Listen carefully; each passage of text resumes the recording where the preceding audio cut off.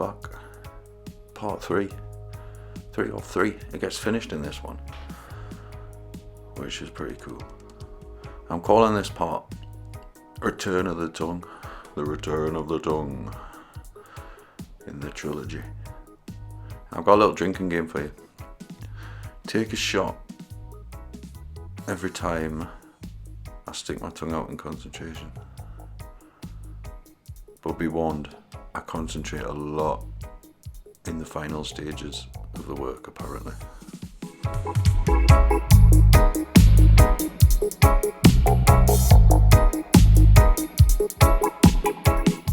Actually, don't do it. No, don't do it. Don't do a drinking game on that, because I don't want to be held responsible for alcohol poisoning far and wide over the globe. Well, with about 10 people. Don't squeak a chair. Yeah, about 10 people get alcohol poisoning, knowing the viewership that I get. Hey, I'm doing something technical there. I'm checking the value. So mix up colour, and that photo, when I printed it, it ran out of ink, one of the inks. But what it did is effectively give me some form of value sketch to work on, which was like how bright or dark things are without the colour interfering. So if you think about just from white to black and all the greys in between, that's your kind of values. And if you were to take all of the colour out of the painting, you know, ideally you want values to read, and it's values are some of the strongest things you can put into a painting, because if you get your values correct, it doesn't matter what colour or anything else that you put in, it's all about value and light.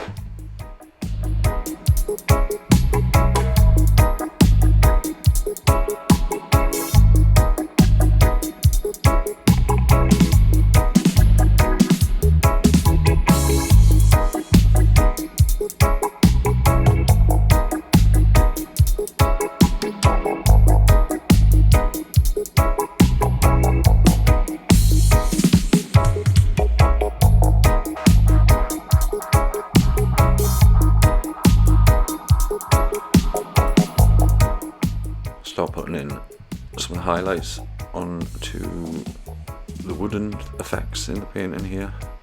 Got a really cool technique where I kind of let the base layer dry off a little bit with all the smoothed colours on it, and then I like drag the brush almost perpendicular to the canvas, and it leaves this almost like chunky textured bark effect. I really like it. I've done it a couple of times in the past and I found I had good results with it, and it's something I've stuck with.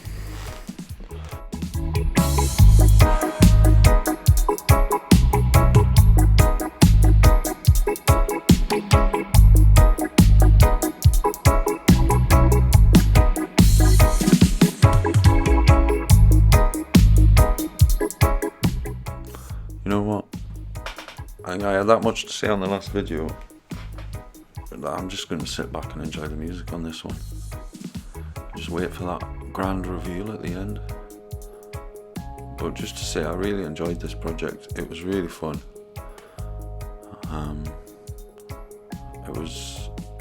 It was a good choice by the Commissioner Gordon. Really tuned into what I'm good at, and I think we've got a very, very, very nice result out of it together. And the feedback that I've had has been absolutely fantastico. Oh, he has just like got 2 collies, as you might have seen in the little inn.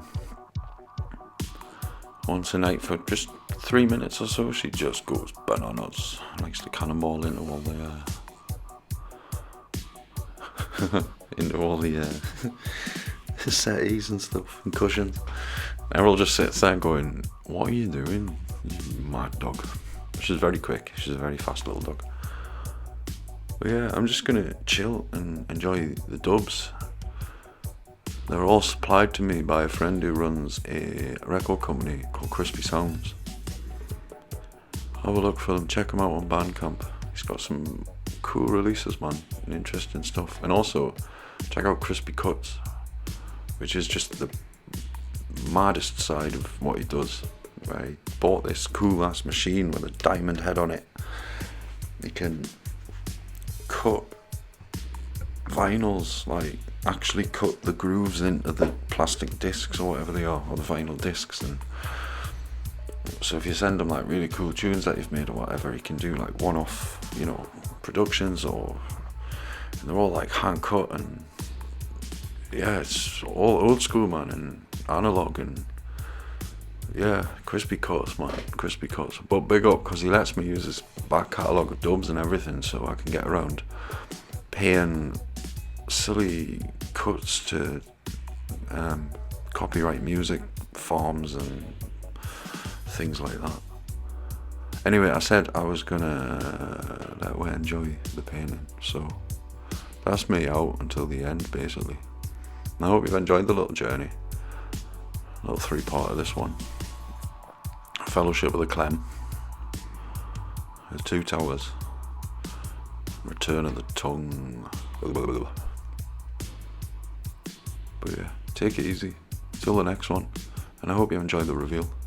Thanks for watching. I mean, there's like another 12 minutes, so don't click off yet. Or 9 minutes. 9 minutes. Don't click off yet. But have a good one.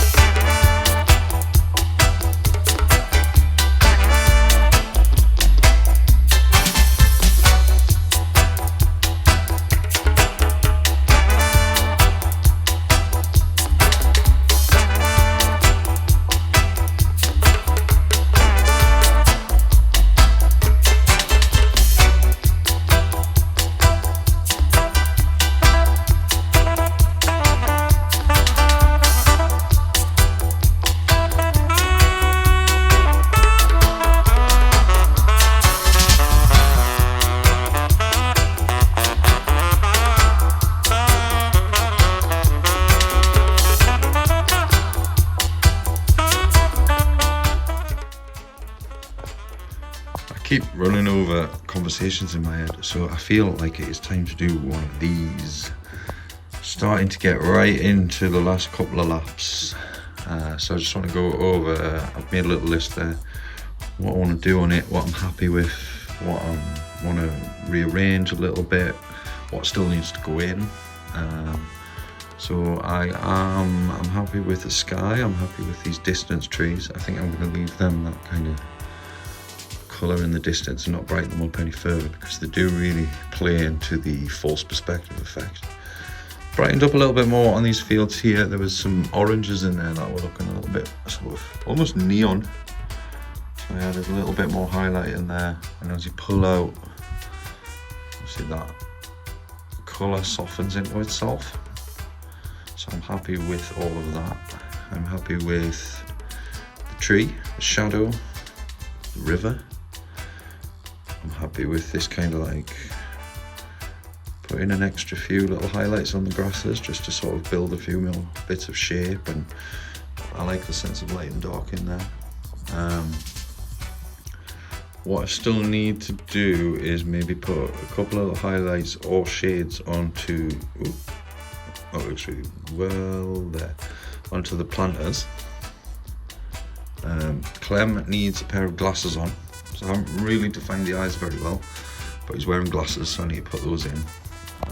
And then on the photograph, that one's got a weird colour because something ran out, but you can see them on there. There's loads of flowers around, so there's pink roses, there's white roses, there's some little tulips along the bottom. So I'm going to fill the planters, little tulips, a few little flowers and tulips, and then all the white roses, pink roses, get those over the tops of those. I'm happy with the signpost, won't be touching that again. And then what I need to do is bring in some reeds and some large grasses. So along the river bank, starting possibly from about here, we'll have some grasses coming up that are touching the edge. Maybe start around here. We'll bring them up, and then we're gonna follow this shoreline along. So we'll have some grasses coming up into the painting, that reed into the painting, and then come down, meet, and get smaller into the perspective. So yeah, it's really starting to get into those last couple of laps, like I say. Now it just becomes about, you just add another pass of lightness, add another pass of shading or dark or slight details, and then add another pass of light and value, and just keep adjusting, very slight adjustments until I'm just sort of happy with the whole piece.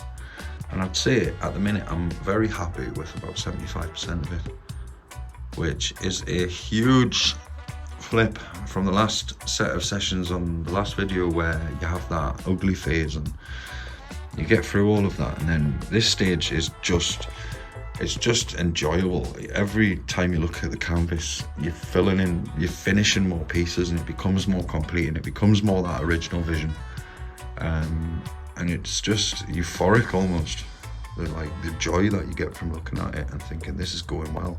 And the feedback as well from the client has been unbelievable. It's being received very well, and from people who know Clem as well, which I'm really pleased about. So yeah, last few sessions.